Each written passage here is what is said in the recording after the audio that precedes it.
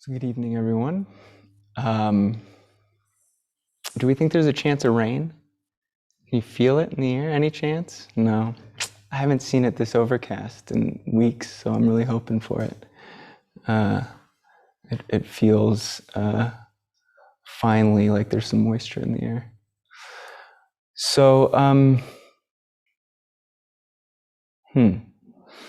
well, I want to begin by really thanking Noah, who is doing like 7,000 things today. And is currently like rewiring the Zendo so we can be together, everyone who's in the cloud Zendo. And thanking Monshin, who's been tending to the field of practice in the resident body and all the administrative details that entails. I've been gone for the last few months. And really thanking Roshi, who's up at Prajna today, who just sweeps the field of our practice, and we don't even notice it most days. Is here ensuring we show up, that we notice that there's harmony in the field, so that we can be in this space together of practice and of study and of just living. And she does so many things you wouldn't imagine. Everyone connected to this mandala is in touch with Roshi in some way. And the amount of love entailed in that effort is really moving. And I remember it when I leave and I come back and I see it anew. So thank you, Roshi. So Roshi's also been on a kind of theme the past few months. She's been talking a lot about cause and effect and imploring us to take responsibility for our life, to take responsibility for the world, and saying that in each moment we have to act. Each moment is this invitation, in fact, necessity for us to choose how we show up. And in that is this relationship to our responsibility, and thus a relationship to cause and effect. So it's been on my mind. And when I was on the road, one of the things I got to do was to sit. It was my first sesshin not at Upaya. I got to sit with Everyday Zen. And Norman Fisher was giving the Dharma talks for the week. This is up in Santa Sabina. And he said something in one of the Dharma talks. It was an aside, and it really stuck with me. I kind of put it away for sesshin, but it kept coming back to me in the weeks after. And it was also about cause and effect. And he was referring to a movement in Japan around studying Dogen that started in the 90s, called critical Buddhist studies, sometimes called critical Soto Zen studies, or critical Buddhism, I think is what it most commonly goes by. And he read out the tenets. And I thought, oh, that's really interesting. I haven't heard that. And it's a response in Japan to how Soto Zen and Rinzai Zen have been militarized through the centuries. During the shogunate era, the samurai would kind of study Zen, and it would make them calm and refine their awareness, but also like maybe get around some of the ethical issues of like killing people for a living. And in World War II, Zen was famously not so peaceful in relationship to the war. In fact, had this kind of aggressive military response to the war. And so Japan is taking that up. Why is this? And has come up with this kind of view. Now, our way of reading Dogen is going to be different. We're in a different context. Dogen, is useful to us in a different way, or should come across in a different way. We're also not reading him in his original language, so we're reading him through others. But I thought maybe there's something we can learn from this movement. So I'm going to read these tenets of critical Buddhism, and then I hope they lead us to some sort of interesting exploration of cause and effect and what it means in our life and our practice. And a couple residents I said we're going to go down a rabbit hole. And a couple of residents were like, okay, I'm looking forward to this rabbit hole, but like, just wait. this is unusual because we're going to go into some of Dogen's stuff that is kind of more direct and less. Well, we'll see. It's some of his later writings just before he died, and it's really admonishing us to like pay attention to something very specific. So it's maybe a hint of where we're going. Okay, here are the tenets of critical Buddhism. And I have like a book coming on critical Buddhism, and most of this is hard to find. It's academic articles, so it would be on JSTOR if you're looking for it. So number one, researching the Soto school without taking anything as absolute, including Zazen, Dogen's words, or any sutra. 2, denying the cult of the guru and recognizing that Dogen is not infallible. 3, admitting that Dogen's goal was simply authentic Buddhism and recognizing that this idea has changed over his lifetime. What is authentic Buddhism? And this is a really useful lens for reading Dogen in general. 4, critical Soto Zen studies claims that the correct interpretation of Soto Zen is that of causality, and its practice is Zazen with the mind of compassion that arises from causality. So it's like quite a statement. That's 4. We're going to come back to it in 6. But 5 is critical Soto Zen studies must endorse social reform and human rights. 6, the Soto school should cast aside ideas of mystical Zazen as Dogen describes them in Bendoa, and instead embrace causation and Zazen with compassion as Dogen taught in his latter years. So, did anyone expect that? Like, Dogen's main teaching was causality. No? I mean, anyone? Think of a what does it bring up when you think, okay, actually the main teaching of the founder of our school was cause and effect? Like, what do you think of in his teachings?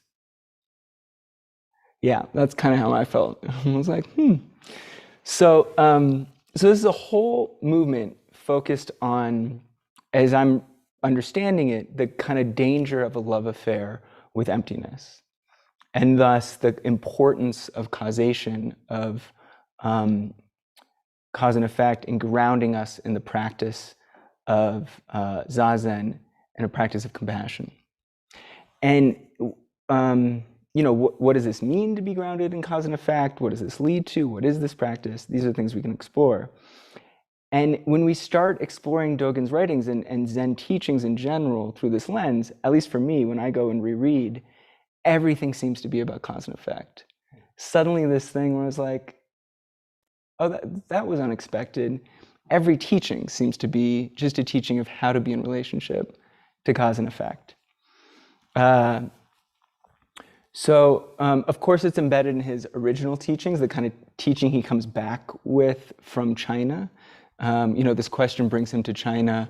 If I'm already a Buddha, if we have original nature, why do we practice? And he goes to China, he comes back, and he's settled that, but it's or he writes about that.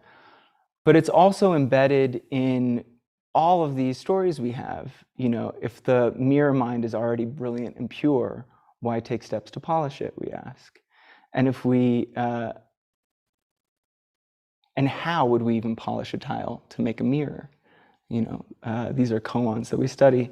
And what is karma anyway? How do we understand karma in Zen? And so this question are questions of causation, and they're questions of how do we become what we become, and how do we understand how we act on the world or how the world acts on us. And given the teachings, this is where it gets a little funky, given the teachings of no self, teachings of dependent origination, how would we even make sense of a subject that creates a cause and acts on an object that receives an effect? These emptiness teachings that are the foundation of our Mahayana school seem to negate this. This is the tension here. Okay, so does it make some sense what we're talking about? Big issue. The rabbit hole has been, okay, how do we not talk about everything Dogen ever taught or everything Zen ever taught? I have been for weeks fascinated by rereading the text through this lens. And I want us to just maybe pick up the earliest Dogen writing and one of his latest, just before he died, published posthumously, and see kind of how he's talking about these things differently and what we can tease out. So before we jump to the end, let's start at the beginning. And we can read Fukan Zazengi through this lens. So Fukan Zazengi, the essay he writes when he comes back from China, he's received transmission from Ru Jing, his teacher, and he returns and writes an essay recommending Zazen to all people, as Koz translates it. And in this, in returning, he seems to have resolved the problem. How is there cause and effect? Why do we practice if we're already a Buddha? Except he hasn't come to a conclusion. It's very clear in reading this. He simply developed a way of living into both these truths without negating either truth, right? This is what he teaches in this first essay.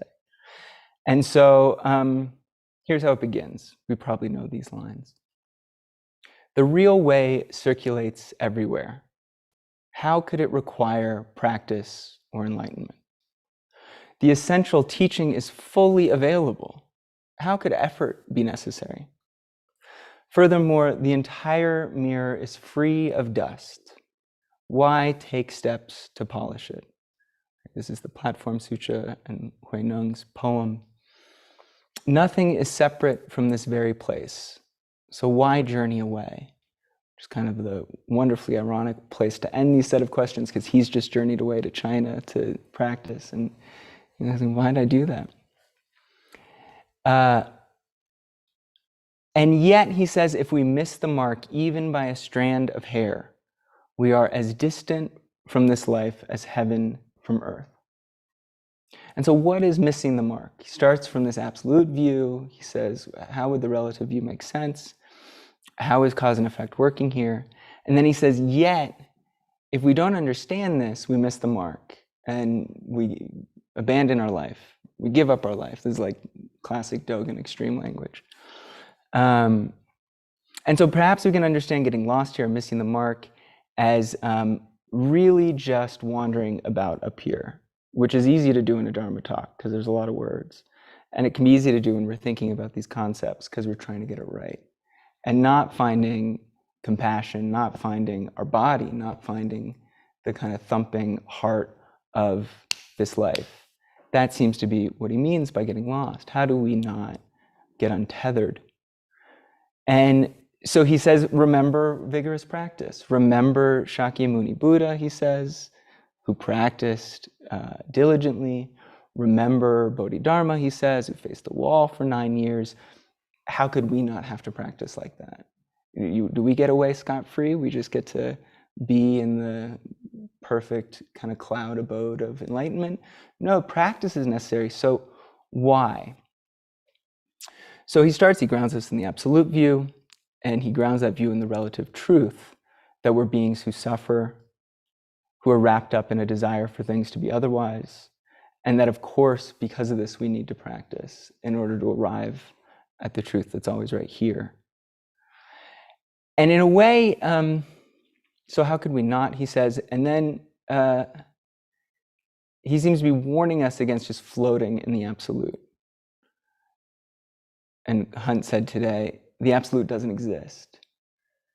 And I think Hunt was paraphrasing Noah, who actually usually says something slightly different, which is anything we say isn't the absolute.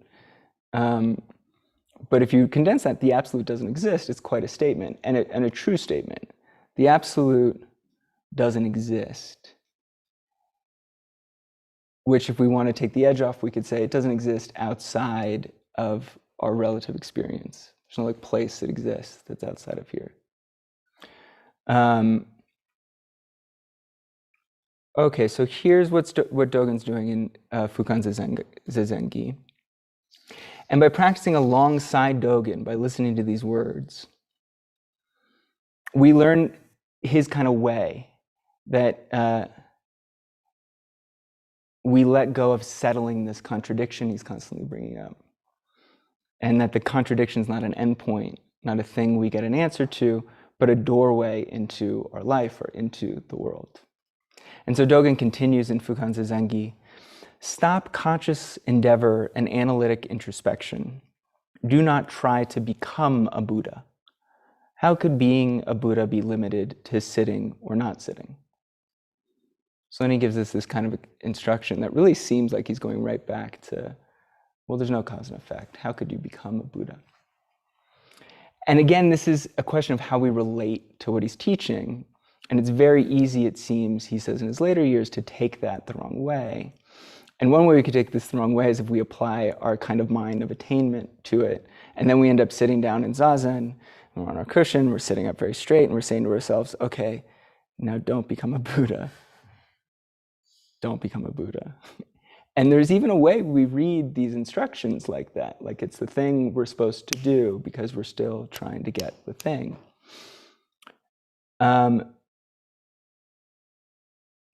So instead we can sit with an idea of renunciation, or not instead, this is actually sitting with an idea of renunciation, an idea of emptiness, an idea of our life as beyond the everyday, beyond coming and going, beyond, and get into this language. And the world, when we start being this way, becomes an idea. And we fall into what I've come to call realization practice, rather than practice realization, which is we sit down and we're realized, and we're practicing being realized. And there's this kind of, there's people outside of this school who call it goal practice, which is you sit down and you are already the goal of your practice. It's kind of a neat idea, but I think is actually the opposite of what Dogen's asking us to do. And this is perhaps what's at stake for Dogen, I think, in his later teachings. So he so vigorously implores us not to ignore cause and effect. Find your Buddha life right in the middle of your human life, he keeps telling us. And he seems to be saying, there's nothing outside of that, so come back.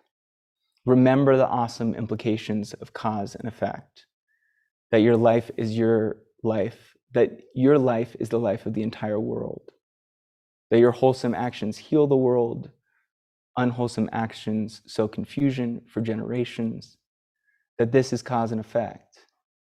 He's asking us to get into the mud with the vast implications of a human life, which is messy and also inconceivable and also not entirely in our control, despite our wishes.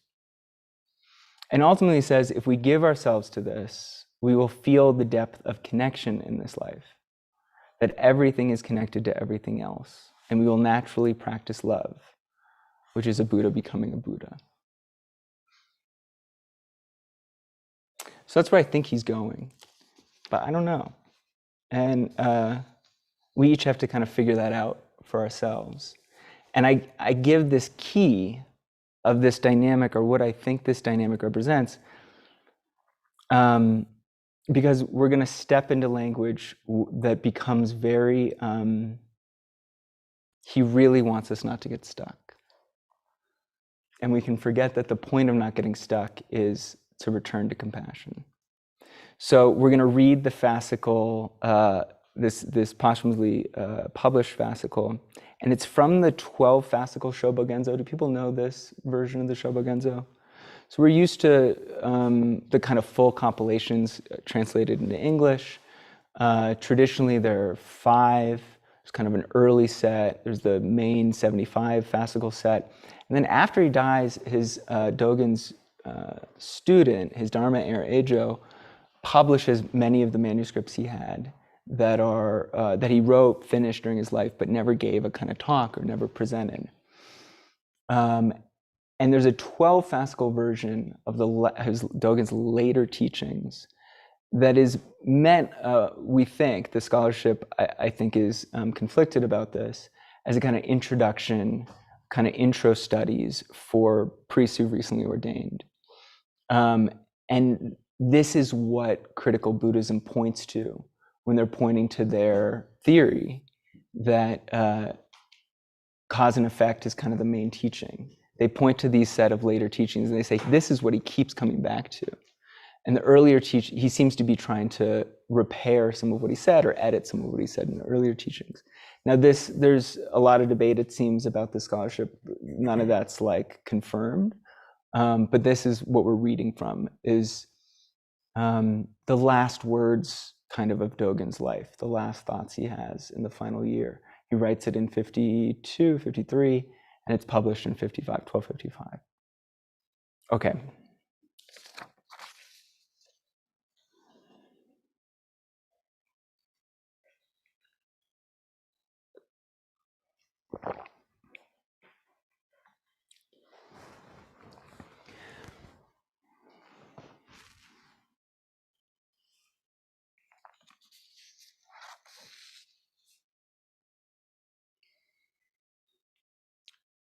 So he starts the fascicle with a story many of us know, Baizong and the Fox, which is the second koan in The Gateless Gate.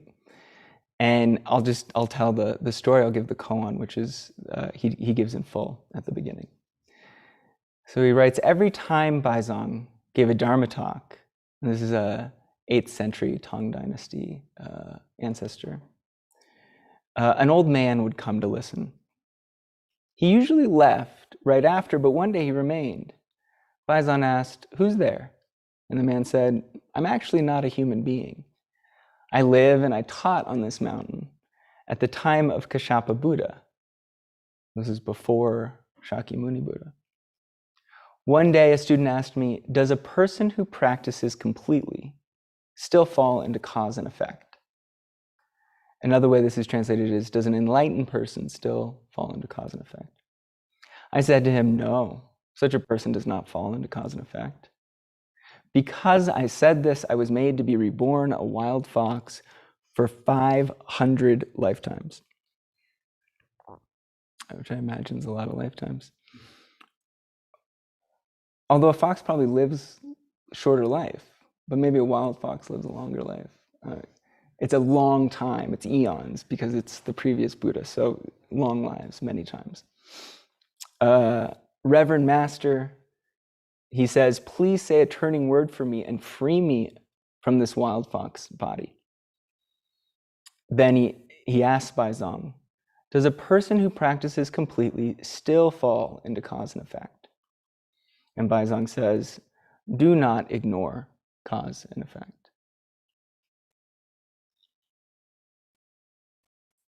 This is also translated as, the enlightened person is one with cause and effect.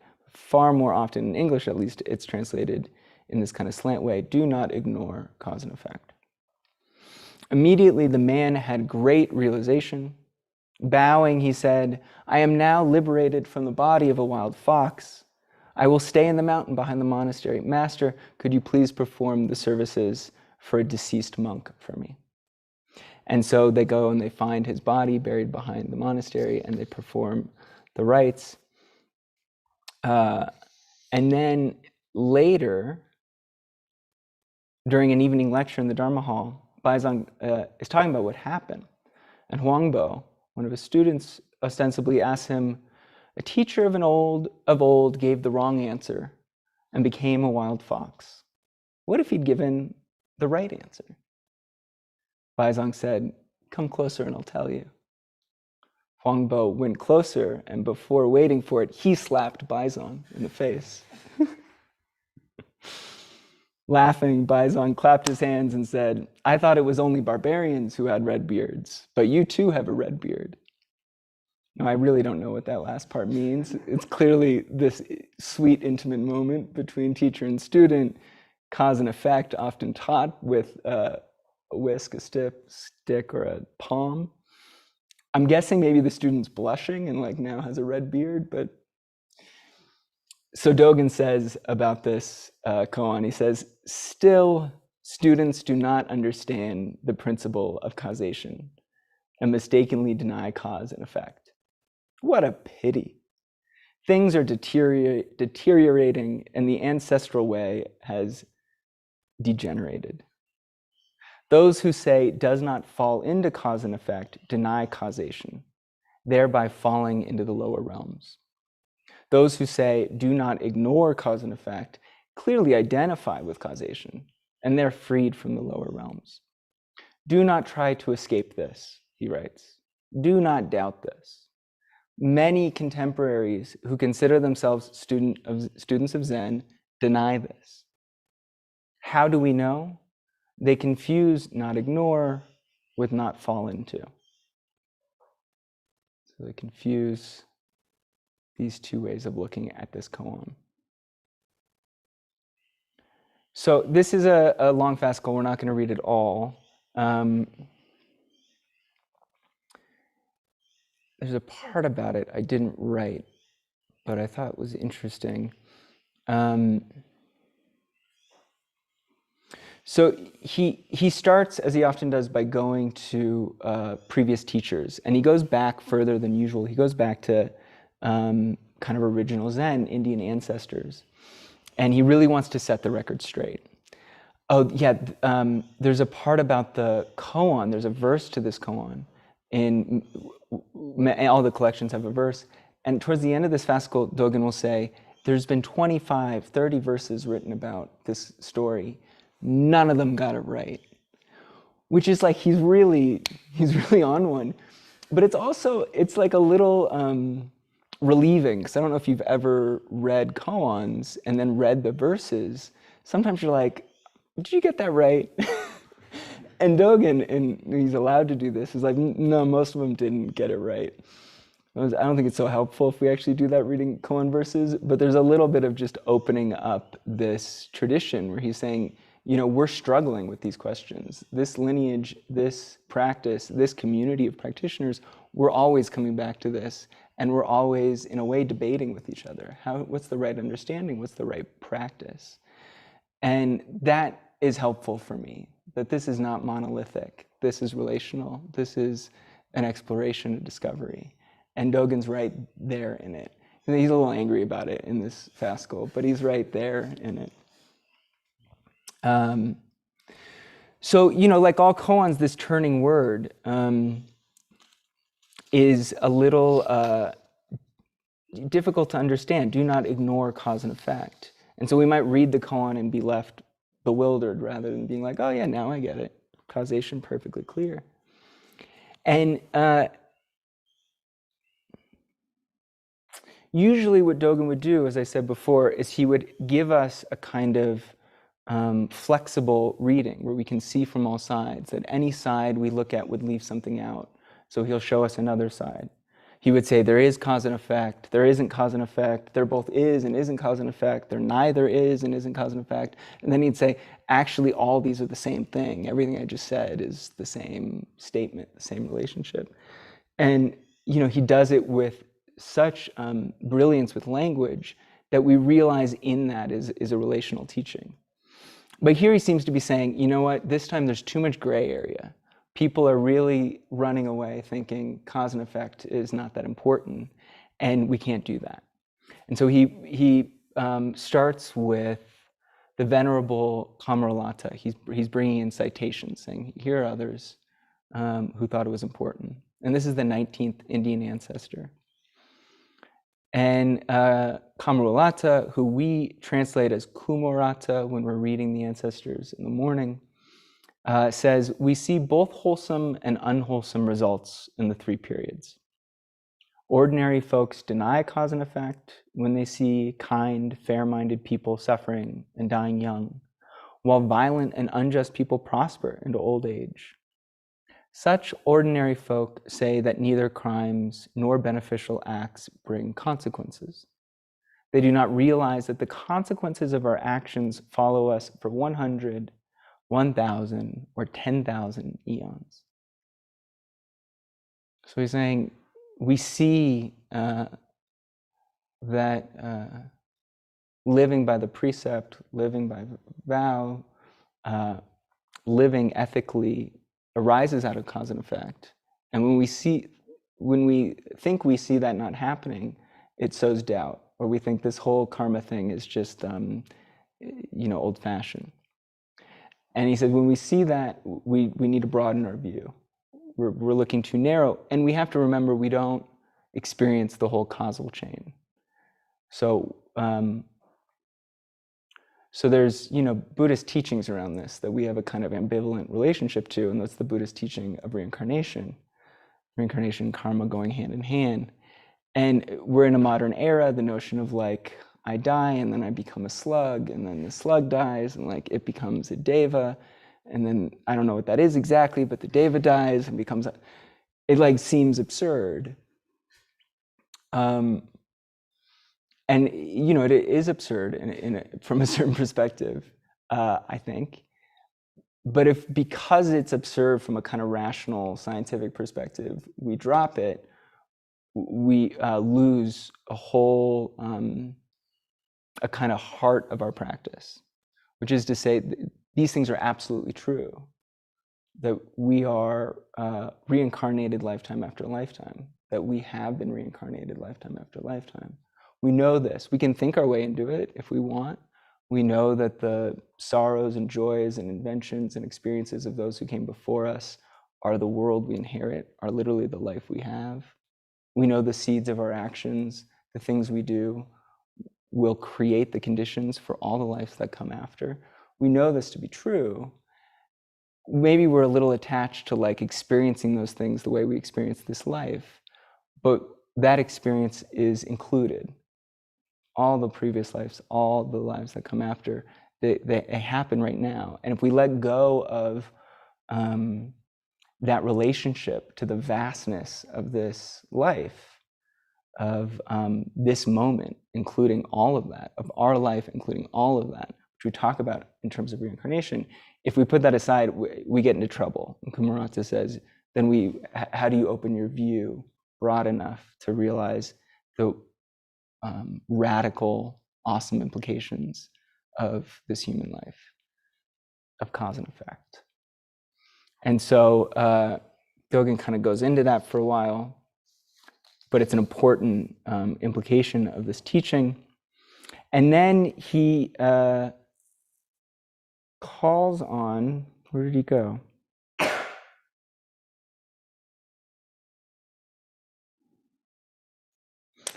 So just to say on that, Dogen says elsewhere, after all, causation is self-evident. There is no exception. Those who act in an unwholesome way decline, and those who act in a wholesome way thrive. If cause and effect had been ignored or denied, Buddhas would not have appeared, and Bodhidharma would not have come from India. Sentient beings would not have seen the Buddha or heard the Dharma. So he kind of puts a point on it. And then he goes to Nagarjuna, the patron saint of emptiness teachings. Nagarjuna has to say on cause and effect. He says, if you deny cause and effect in the worldly realm, as some of the people outside the way do, I think this is maybe where Dogen gets it from, you negate this present life as well as future lives. If you deny cause and effect in the realm of practice, you reject the three treasures, the Four Noble Truths, and the four fruits of the Shravakas, which are the 4 stages of awakening. So there's a little hint in here that he gives that we don't get elsewhere, which is if you deny cause and effect in the worldly realm, he roots it right at the beginning, so that we know that we don't have to posit cause and effect. Causation is like the reality of all things. But we do have to recognize it's the reality of this life, of our human life. And he has to do that because as the founding, teacher after the Buddha of the emptiness teachings, as the kind of turner towards this Mahayana conception, he knows the problem that emptiness poses for cause and effect, right? In the light of no self, who's creating a cause? Who's receiving an effect? In the light of dependent origination, what cause could arise prior to effect? The whole world is cause, the whole world's effect. And so he nods at this, he reminds us that we're contextualized in this very immediate experience, and that if we deny this life and pretend we're in some other Buddha realm, then we deny the 3 treasures and the 4 Noble Truths. It's useful he points to the 4 Noble Truths, which of course are structured as if-then. They're structured as cause and effect. There is suffering caused by our craving. There is freedom from suffering caused by right action, right view, right concentration. So Dogen goes on. I'm going to he kind of goes on and on, as I've said, and I'm going to just say it's worth reading this fascicle, because you get how much he worries about us falling into this trap. And you get this sense after it that if you ever feel like this life's just a dream, or if we're ultimately beyond good and evil, or if being a person of thusness is just me doing me, however I want to do me, like, then we have these words, these capping words of his life, this like impassioned voice to remind us that it would break Dogen's heart to get stuck there. And that such a narrow, such an uninteresting, such an ultimately harmful spot isn't where we want to get stuck. And so, of course, we'll fall into this realization practice many times, maybe many times every morning, every afternoon. We'll fall into this ditch of the absolute. We'll fall into the ditch of the relative. And Dogen will be there to help dust us off, or maybe a good friend will be there to help dust us off, and we begin again, no problem. As Dogen says, when we find our place where we are, practice occurs. So I want to end with some practice. How would we practice cause and effect? And I'm going to talk us through this, but maybe you can just imagine what this practice feels like. This is the practice we do every day. Of course it is.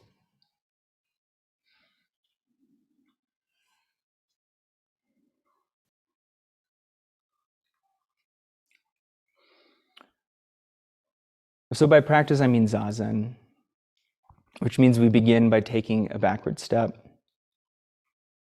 and consciously ceasing making anything. In other words, we renounce the habit of creating causes. We sit upright. We don't ignore effect. And so we notice thought, thought, thought, thought, effect, effect, effect, effect.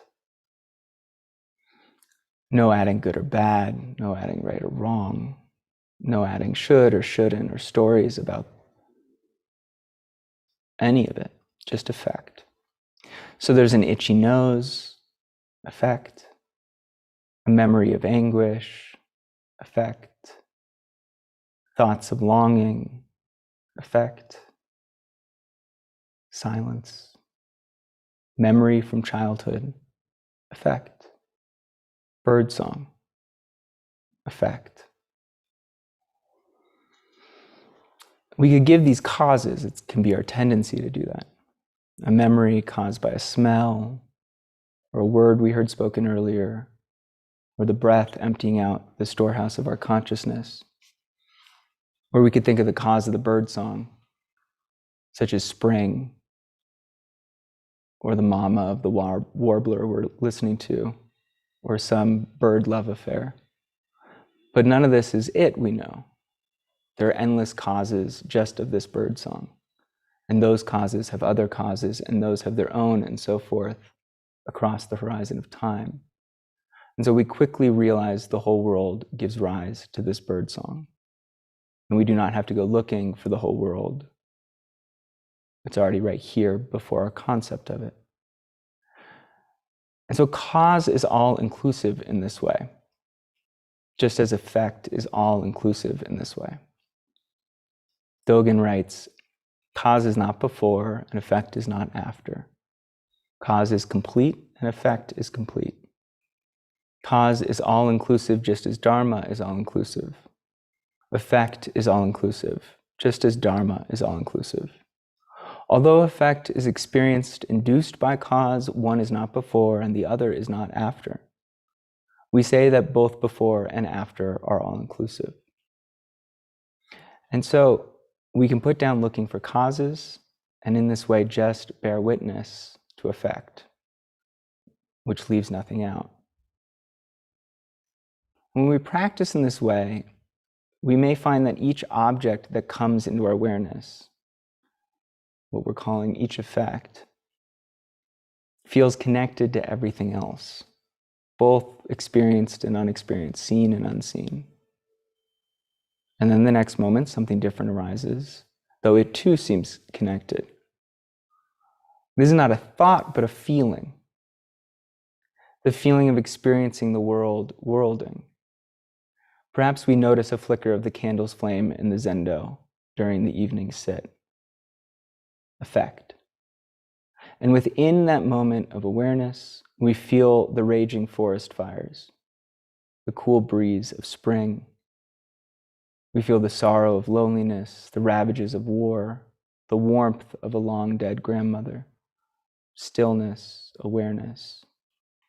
None of it separate, all of it connected, just a feeling. And then we notice something else, and something else. And what we notice can't be controlled. It is not our making. But in the full practice of bringing awareness without adding anything, the feeling of all things arising with each moment may arise. We take up one effect and we take up the entire world, which itself is the activity of compassion, taking up the entire world. And so we don't need to add ideas before, like before and after, separate or non-separate, realization or delusion. All we need to do is attend to what's right here. Naturally, the persistent misconception that we are somehow outside of this world dissolves. The continuous unfolding of cause and effect becomes the experience we have with each moment arising and passing away. Where are we in this? We might say we are everything but us. We are everything except what we think we are. Norman Fisher, commenting on this fascicle, said, "The only true self is all of turning reality. That's who you and I actually are." Which is another way of saying cause and effect. We are cause and effect. We are not free of it, or keeping an eye on it, or practicing it. We are it. And if we begin to think otherwise, all we have to do is sit still and upright and listen.